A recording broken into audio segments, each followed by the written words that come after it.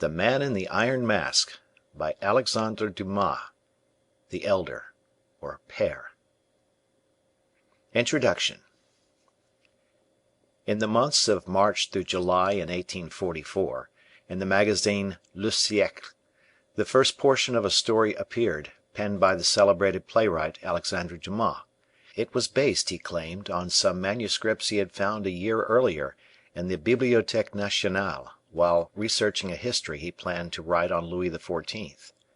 They chronicled the adventures of a young man named D'Artagnan, who, upon entering Paris, became almost immediately embroiled in court intrigues, international politics, and ill-fated affairs between royal lovers. Over the next 6 years, readers would enjoy the adventures of this youth and his three famous friends, Porthos, Athos, and Aramis, as their exploits unraveled behind the scenes of some of the most momentous events in French and even English history. Eventually these serialized adventures were published in novel form, and became the three D'Artagnan romances known today. Here is a brief summary of the first two novels. The Three Musketeers, serialized March through July 1844. The year is 1625. The young D'Artagnan arrives in Paris at the tender age of 18, and almost immediately offends three musketeers, Porthos, Aramis, and Athos. Instead of dueling, the four are attacked by 5 of the cardinal's guards, and the courage of the youth is made apparent during the battle. The four become fast friends, and, when asked by D'Artagnan's landlord to find his missing wife, embark upon an adventure that takes them across both France and England in order to thwart the plans of the Cardinal Richelieu. Along the way they encounter a beautiful young spy, named simply Milady, who will stop at nothing to disgrace Queen Anne of Austria before her husband Louis XIII, and take her revenge upon the four friends. 20 years after, serialized January through August 1845. The year is now 1648, 20 years since the close of the last story. Louis XIII has died, as has Cardinal Richelieu, and while the crown of France may sit upon the head of Anne of Austria as regent for the young Louis XIV, the real power resides with the Cardinal Mazarin, her secret husband. D'Artagnan is now a lieutenant of musketeers, and his three friends have retired to private life.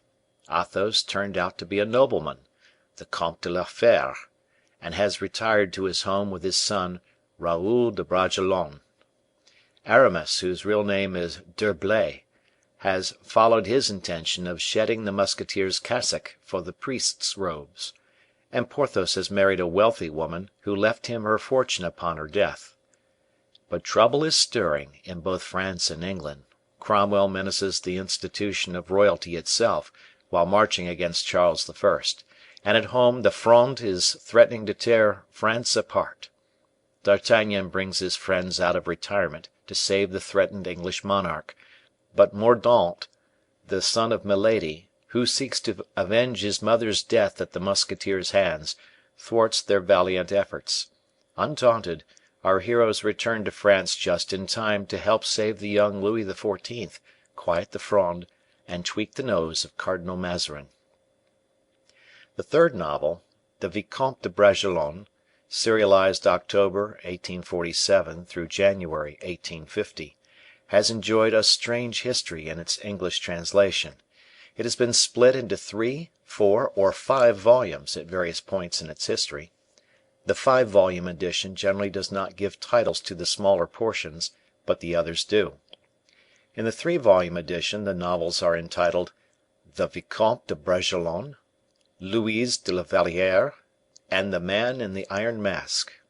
For the purposes of this e-text, I have chosen to split the novel as the 4-volume edition does, with these titles: The Vicomte de Bragelonne, 10 Years After, Louise de la Valliere, and The Man in the Iron Mask. In the first two e-texts. The Vicomte de Bragelonne, e-text 2609. It is the year 1660, and D'Artagnan, after 35 years of loyal service, has become disgusted with serving King Louis XIV, while the real power resides with the Cardinal Mazarin, and has tendered his resignation. he embarks on his own project, that of restoring Charles II. To the throne of England, and, with the help of Athos, succeeds, earning himself quite a fortune in the process. D'Artagnan returns to Paris to live the life of a rich citizen, and Athos, after negotiating the marriage of Philip, the king's brother, to Princess Henrietta of England, likewise retires to his own estate, La Fere. Meanwhile, Mazarin has finally died, and left Louis to assume the reins of power, with the assistance of M. Colbert, formerly Mazarin's trusted clerk. Colbert has an intense hatred for M. Fouquet, the king's superintendent of finances, and has resolved to use any means necessary to bring about his fall. With the new rank of intendant bestowed on him by Louis, Colbert succeeds in having two of Fouquet's royal friends tried and executed. He then brings to the king's attention that Fouquet is fortifying the island of Belle Ile en Mer, and could possibly be planning to use it as a base for some military operation against the king. Louis calls D'Artagnan out of retirement, and sends him to investigate the island, promising him a tremendous salary and his long promised promotion to captain of the musketeers upon his return. At Belle Ile, D'Artagnan discovers that the engineer of the fortifications is, in fact, Porthos, now the Baron du Vallon, and that's not all. The blueprints for the island, although in Porthos's handwriting, show evidence of another script that has been erased, that of Aramis. D'Artagnan later discovers that Aramis has become the bishop of Vannes, which is, coincidentally, a parish belonging to M. Fouquet. Suspecting that D'Artagnan has arrived on the king's behalf to investigate, Aramis tricks D'Artagnan into wandering around Vannes in search of Porthos, and sends Porthos on an heroic ride back to Paris to warn Fouquet of the danger.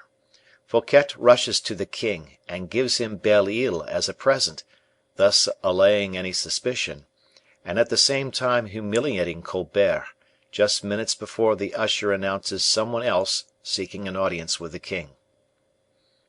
10 years later, Etext 2681. As 1661 approaches, Princess Henrietta of England arrives for her marriage, and throws the court of France into complete disorder.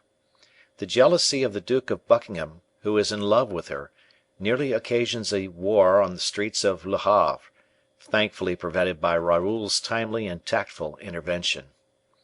After the marriage, though, Monsieur Philip becomes horribly jealous of Buckingham, and has him exiled.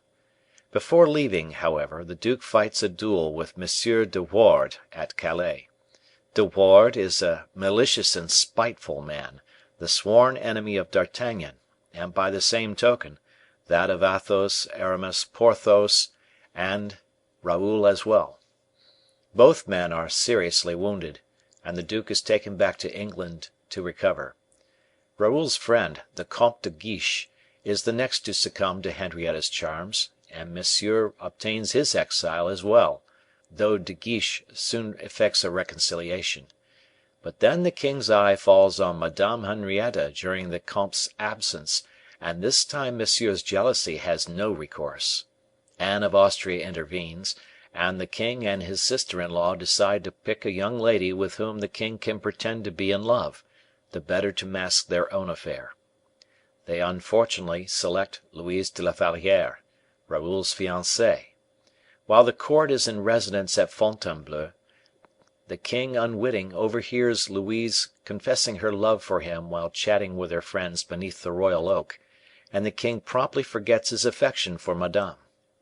That same night, Henrietta overhears, at the same oak, De Guiche confessing his love for her to Raoul. The two embark on their own affair. A few days later, during a rainstorm, Louis and Louise are trapped alone together, and the whole court begins to talk of the scandal while their love affair blossoms. Aware of Louise's attachment, the king arranges for Raoul to be sent to England for an indefinite period. Meanwhile, the struggle for power continues between Fouquet and Colbert. Although the Belle Ile plot backfired, Colbert prompts the king to ask Fouquet for more and more money, and without his two friends to raise it for him, Fouquet is sorely pressed. The situation gets so bad that his new mistress, Madame de Belliere, must resort to selling all her jewels and her gold and silver plate. Aramis, while this is going on, has grown friendly with the governor of the Bastile, M. de Baisemeaux, a fact that Baisemeaux unwittingly reveals to D'Artagnan while inquiring of him as to Aramis's whereabouts. This further arouses the suspicions of the musketeer, who was made to look ridiculous by Aramis. He had ridden overnight at an insane pace, but arrived a few minutes after Fouquet had already presented Belle Isle to the king. Aramis learns from the governor the location of the mysterious prisoner, who bears a remarkable resemblance to Louis XIV. In fact, the two are identical. He uses the existence of this secret to persuade a dying Franciscan monk, the general of the Society of the Jesuits, to name him, Aramis, the new general of the order. On Aramis's advice, hoping to use Louise's influence with the king to counteract Colbert's influence, Fouquet also writes a love letter to La Valliere, unfortunately undated. It never reaches its destination, however, as the servant ordered to deliver it turns out to be an agent of Colbert's. Louise de la Valliere, e-text 2710. Believing D'Artagnan occupied at Fontainebleau and Porthos safely tucked away at Paris, Aramis holds a funeral for the dead Franciscan. But in fact, Aramis is wrong in both suppositions. D'Artagnan has left Fontainebleau, bored to tears by the fetes, retrieved Porthos, and is visiting the country house of Planchet, his old lackey. This house happens to be right next door to the graveyard, and upon observing Aramis at this funeral, and his subsequent meeting with the mysterious hooded lady, D'Artagnan, suspicions aroused, resolves to make a little trouble for the bishop. He presents Porthos to the king at the same time as Fouquet presents Aramis, thereby surprising the wily prelate. Aramis's professions of affection and innocence do only a little to allay D'Artagnan's concerns, and he continues to regard Aramis's actions with a curious and wary eye. Meanwhile, much to his delight, Porthos is invited to dine with the king as a result of his presentation, and with D'Artagnan's guidance, manages to behave in such a manner as to procure the king's marked favor.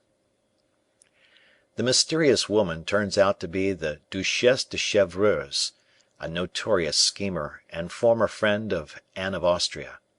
She comes bearing more bad news for Fouquet, who is already in trouble, as the king has invited himself to a fete at Vaux, Fouquet's magnificent mansion, that will surely bankrupt the poor superintendent. The Duchesse has letters from Mazarin that prove that Fouquet has received 13,000,000 francs from the royal coffers, and she wishes to sell these letters to Aramis. Aramis refuses, and the letters are instead sold to Colbert.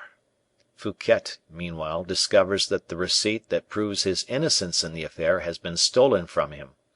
Even worse, Fouquet, desperate for money, is forced to sell the parliamentary position that renders him untouchable by any court proceedings.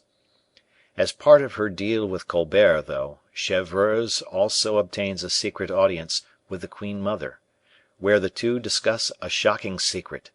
Louis XIV has a twin brother, long believed, however, to be dead.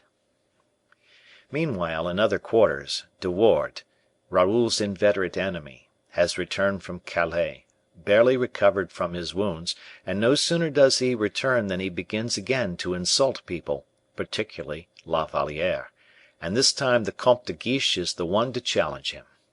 The duel leaves De Guiche horribly wounded, but enables Madame to use her influence to destroy De Wardes' standing at court. The fetes, however, come to an end, and the court returns to Paris.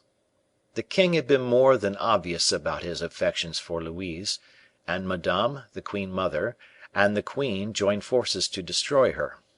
She is dishonorably discharged from court, and in despair she flees to the convent at Chaillot. Along the way, though, she runs into D'Artagnan, who manages to get word back to the king of what has taken place.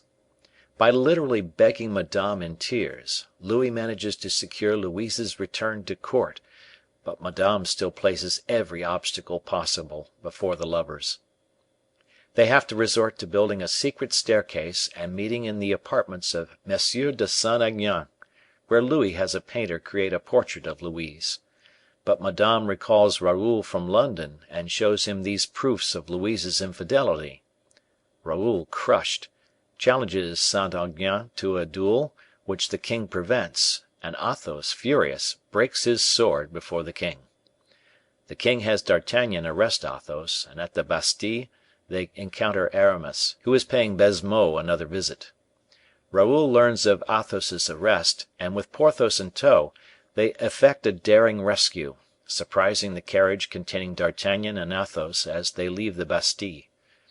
Although quite impressive, the intrepid raid is in vain, as D'Artagnan has already secured Athos's pardon from the king. Instead, everybody switches modes of transport. D'Artagnan and Porthos take the horses back to Paris, and Athos and Raoul take the carriage back to La Fere, where they intend to reside permanently, as the king is now their sworn enemy. Raoul cannot bear to see Louise, and they have no more dealings in Paris. Aramis, left alone with Baisemeaux, inquires the governor of the prison about his loyalties, in particular to the Jesuits. The bishop reveals that he is a confessor of the society, and invokes their regulations in order to obtain access to this mysterious prisoner who bears such a striking resemblance to Louis XIV. And so Baisemeaux is conducting Aramis to the prisoner, as the final section of the Vicomte de Bragelonne and this final story of the D'Artagnan romances opens. I have written a cast of historical characters, e-text 2760, that will enable curious readers to compare personages in the novel with their historical counterparts. Also of interest may be an essay Dumas wrote on the possible identity of the real Man in the Iron Mask, which is e-text 2751.